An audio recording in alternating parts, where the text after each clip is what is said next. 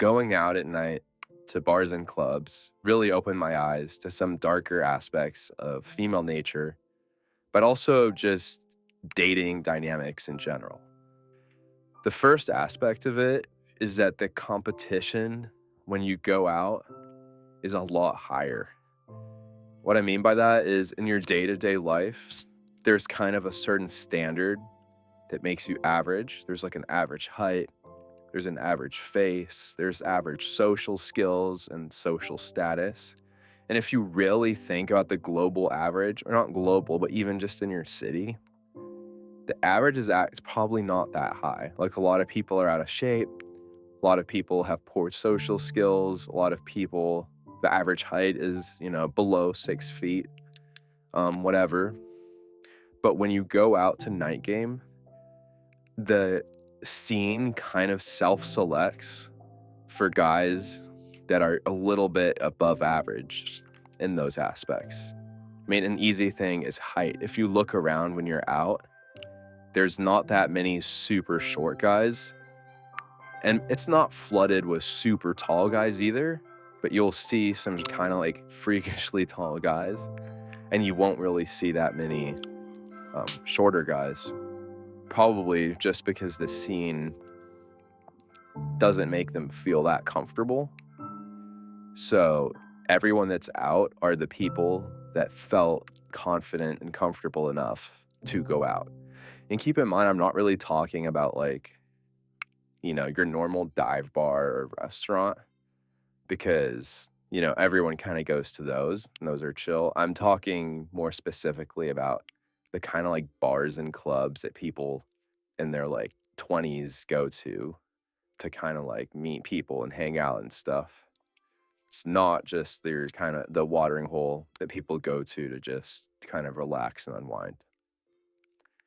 So yeah, like height for an example, I consider myself above average height, but when I'm out, I feel average height or maybe a little bit above average height, but definitely not tall by any means. Because you'll look around and there's not that many people that are drastically shorter than you.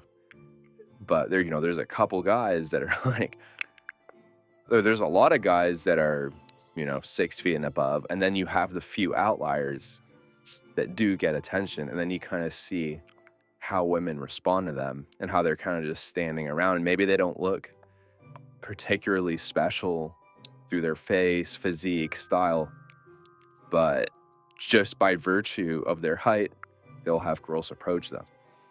And that kind of just shows you that if a girl's interest is high enough, not every girl will, but many girls will kind of put themselves out there and go up to you. Also, just like with social skills too, like for the most part, the guys that go out regularly. And those guys, are pretty smooth. They're comfortable approaching women. So, when you're watching YouTube videos that talk about how amazing cold approach is, and I do agree the cold approach is quite amazing, that applies a lot more, or the specialness of it applies a lot more to day game. And keep in mind, I personally don't even do day game, but the whole idea of, oh, yeah, girls never get approached, I think that does happen. I mean, I've seen girls complain about it as far as, when they go out at night. But for the most part, the guys that do go out to bars and clubs are confident and do go up to girls. They don't necessarily do well with them. In fact, many of them don't. You see that all the time. And I've not really blackpilling. That's actually kind of a positive thing because then that's not a big deal and it's not, there's nothing wrong with you. The default answer isn't going to be yes when you go up to girls when you're out. And you see that with other guys, which is kind of white pilling, I guess you could say, like reverse black pill. But the whole specialness of like, oh, he came up and talked to me and I think he's so brave. Unfortunately, that's a bit less when it comes to the night scene because, again, it just happens a lot. And also, guys have alcohol in their system. A lot of guys do. That also gives them a lot of courage that they wouldn't otherwise have in the daytime. Another aspect is the fact that, and I kind of touched on it earlier, but girls do seem to decide very quickly if they like you or not. And a lot of that seems to come down to just how you look because, two guys can approach a girl and the attractive guys obviously is going to get a much better response for the most part, especially with Gen Z girls. I noticed personally that, and I'm Gen Z obviously, but I noticed that like girls that are slightly older, like later 20s or 30s, and this might have more to do with their age than generationally, but they'll like talk to you to be polite. They might not like you, and it's kind of weird because you'll talk to them and they'll be nice and friendly, and then they end up rejecting you or saying they have a boyfriend or whatever or a husband. And I'm not talking about like moms. I'm talking about just like, late 20s girls and up. But they're still polite. And that's kind of jarring because in comparison, what I noticed with Gen Z girls is that you go up to them and you can just tell right away what the vibe is if they're, neutral, if they hate you, or if they think you're hot. You can realize that pretty quickly and they kind of treat you accordingly. And I'm someone that does spend a lot of time like learning about game and everything. But if I really reflect on my experiences with girls, um, a lot of there's a lot of my successes seem to be with girls that liked me off the bat. And it wasn't really my game that sealed the deal. Or I guess it kind of seals the deal because you have to handle the interaction, and that is a big part of game. But the idea of making a girl attracted to you, I know other guys talk about it, but I haven't experienced that, and I haven't really seen that with people I know either. What I've observed is that the girl just decides based off of how you look pretty much right away if they like you or not. And if you have bad game, then that can fuck you up. But you can make jokes and stuff. And I mean, people will call it gesture maxing. I don't really think that's bad because I think it's kind of like building your social skills doing that as long as you don't go over the top with it.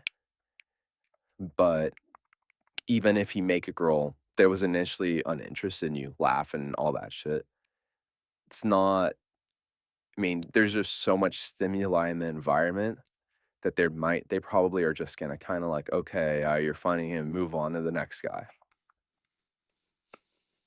And I would consider that blackpilling because the whole point of blackpill, aside from doomerism, is kind of just the importance of physical appearance, like, face and height or whatever you want to call it.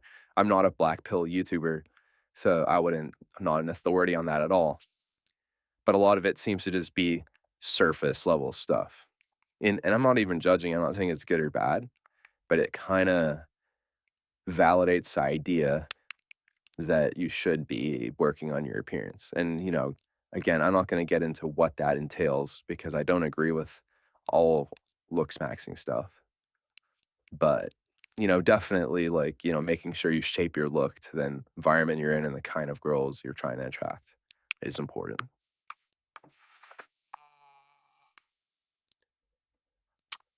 The final, like, really negative factor is that things are really rubbed in your face when you go out at night.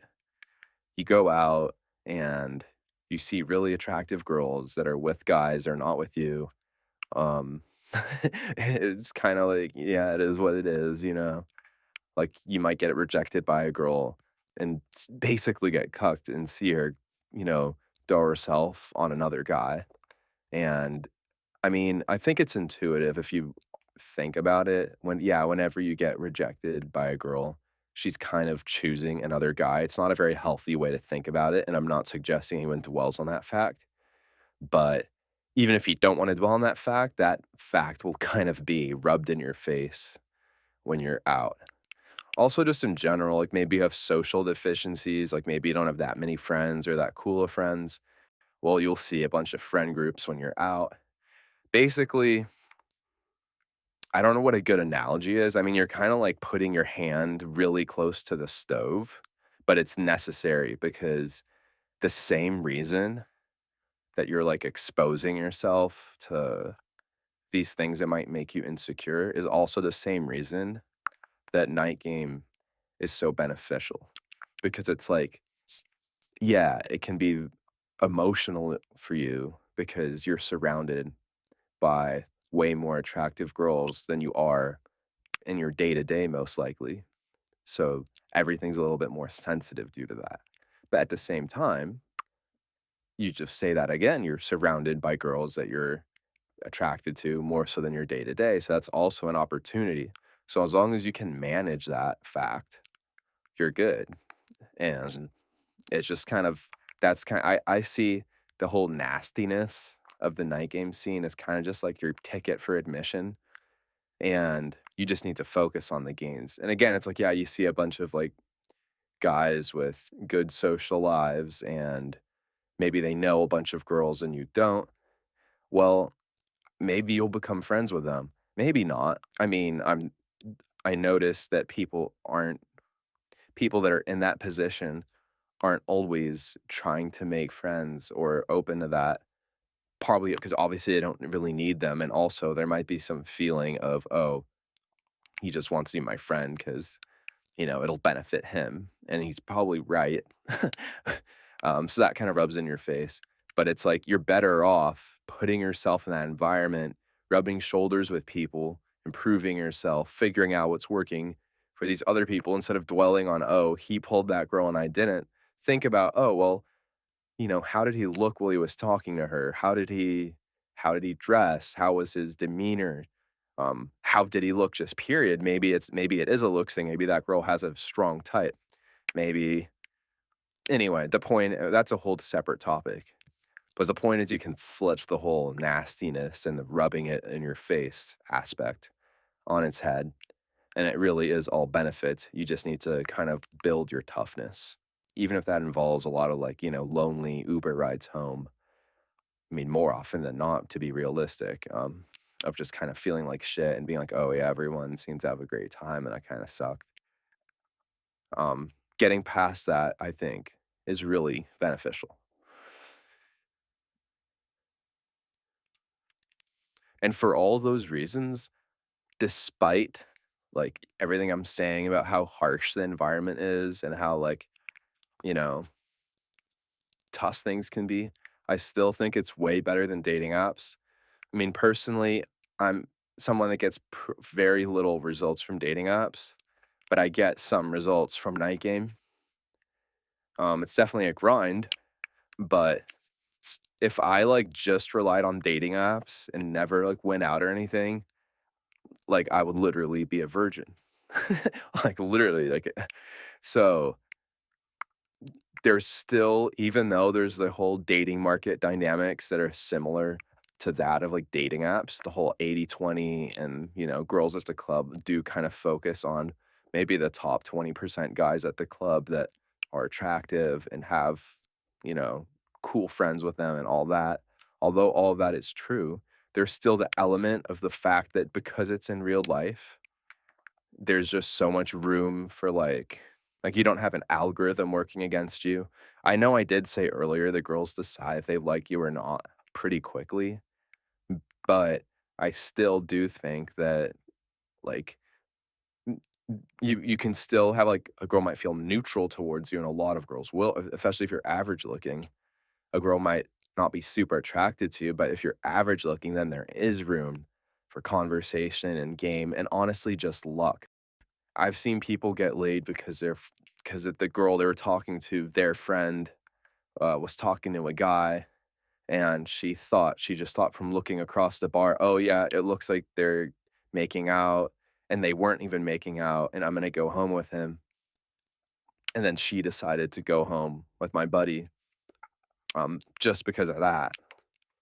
Just because she kind of felt jealous. She might not have even liked him that much, but she was like, I wanna get I wanna get laid just like enough guys think.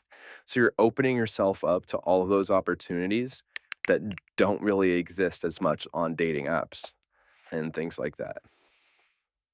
Also, like, it's easy to be, like, lost in a girl's inbox or in the app or Instagram or whatever, But when you're right in front of her and she's trying to get laid that night, you're her option for the most part. So I wouldn't cut yourself.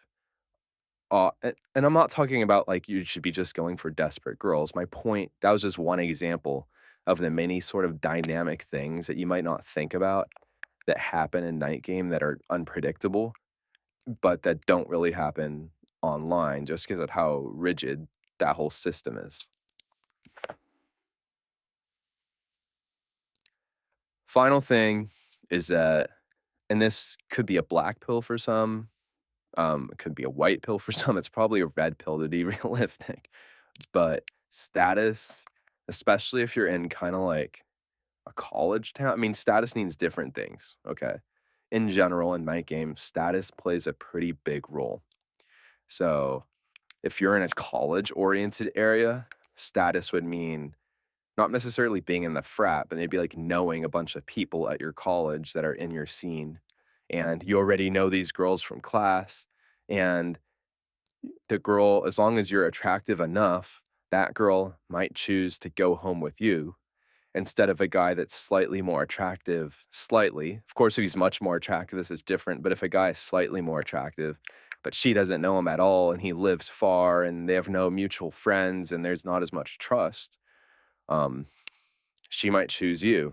And I guess that's not quite status, but I feel like that's hand in hand because I would include having attractive female friends and acquaintances as a part of status. So if you have those attractive female friends and acquaintances, you are putting yourself far ahead of the guys that are just going out there cold. And that can mean, again, that's kind of a college example. If you're in maybe like a bigger city or the whole like nightclub scene or whatever, if you know a bunch of people, if you know the DJ, if you, I mean, I don't want to get into the whole like getting tables kind of thing, but if you appear to be high status in these kind of bigger clubs, then that also is a big attraction thing. Overall, going out at night, although it taught me some pretty tough things about women, it made me a lot less naive, and I'm glad I learned all of them, even if some of it was a little bit of like cold water in the face at first. And yeah, hope you guys enjoyed that video. Make sure to like, comment, subscribe. Also, check out my free Instagram maxing community, which is linked in the description. It's free right now, but won't be for long. In it, I help you guys improve your Instagram, appear higher status, maximize the way you look in your pictures, and be able to pull from it and be able to use it to connect with girls that you meet in these night game environments, or even just girls like in your class or social group or whatever. Um, I'm doing free consultations on there too for a limited time, so make sure to jump on that. And one of the features that people like the most is that I have a library of photos from profiles of guys that do well with girls. And I know that because they have very attractive girls liking their pictures and following them and all that. So I have pictures from those profiles that you can either learn from so that you know what's right and wrong, although I do have guides in that community for that, or you can even just emulate them if you're kind of stuck and you just want to do something. Anyway, guys, I hope you enjoyed that video. Peace.